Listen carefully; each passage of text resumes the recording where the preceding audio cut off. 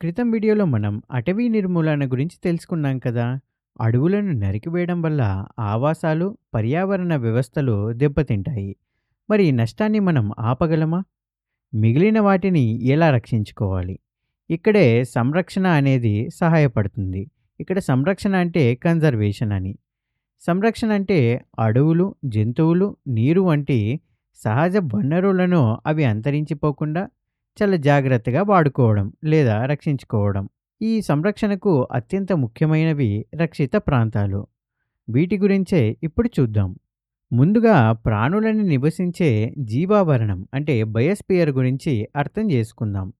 జీవావరణం అంటే భూమిపైన జీవం ఉండే ఒక పలుచని పొర.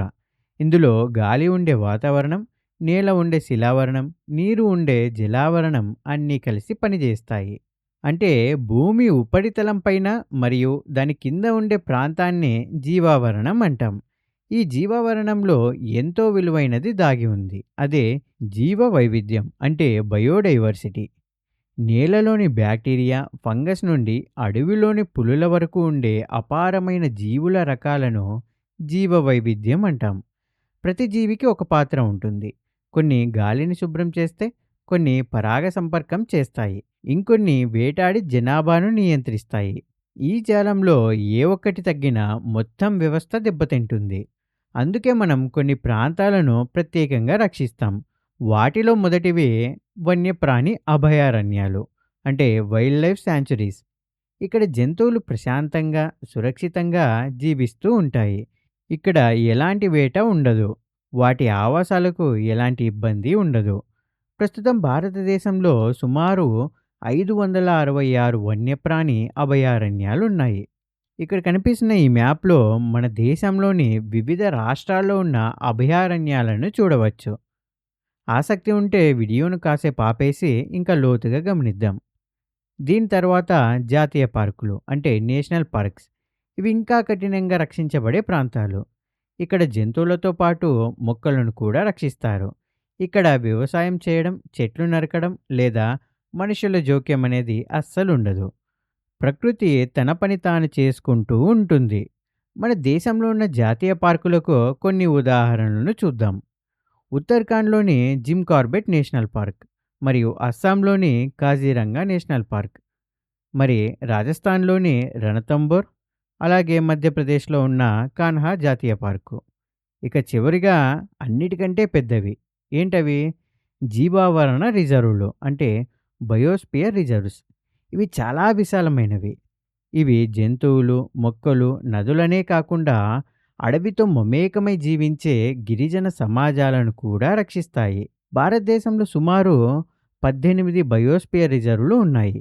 వాటిలో కొన్ని తమిళనాడు, కేరళ, కర్ణాటక అంతా విస్తరించి ఉన్న నీలగిరి బయోస్పియర్ రిజర్వ్ అయితే, మరి ఉత్తరాఖండ్‌లోని నందాదేవి, ఇంకా మేఘాలయలోని నోక్రెక్ ఈ బయోస్పియర్ రిజర్వులన్నీ చాలా ఆసక్తికరంగా ఉంటాయి. వీటిలో మళ్ళీ 3 వేర్వేరు ప్రాంతాలు లేదా జోన్‌లుగా ఉంటాయి.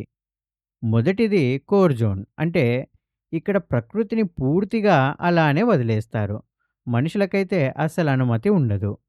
మొక్కలు, జంతువులు ప్రశాంతంగా పెరిగే ఒక ప్రత్యేకమైన ప్రాంతం ఇది. దీని తర్వాత అంటే దీని బయట ఉండేదే బఫర్ జోన్. మరి ఈ బఫర్ జోన్‌లో శాస్త్రవేత్తలు, విద్యార్థులు పరిశోధనలు చేయడానికి మరియు నేర్చుకోవడానికి కొంచెం అనుమతి ఉంటుంది.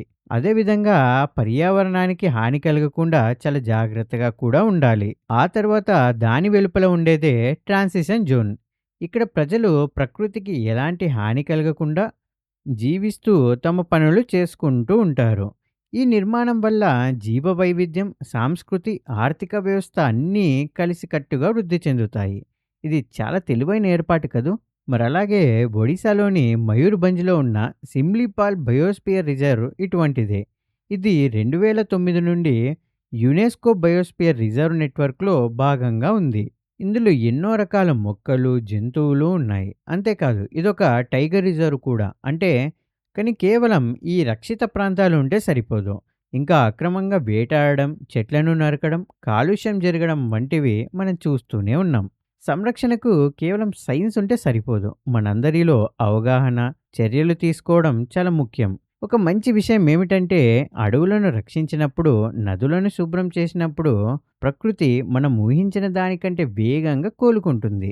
మనం నాటే ఒక్క చెట్టు, కాపాడే ఒక్క జంతువు, వాడకుండా వదిలేసే ఒక్క ప్లాస్టిక్ కవర్, ఇవన్నీ పెద్ద మార్పును తీసుకువస్తాయి. అడవులంటే కేవలం చెట్లు కాదు, మనతో సహా వాటిపై ఆధారపడిన సమస్త జీవులు. ఇప్పుడు ఆలోచించండి. అడవులు మరియు వన్యప్రాణులను రక్షించడానికి ఈరోజు మనం చేయగల ఆ చిన్న పని ఏంటి అని?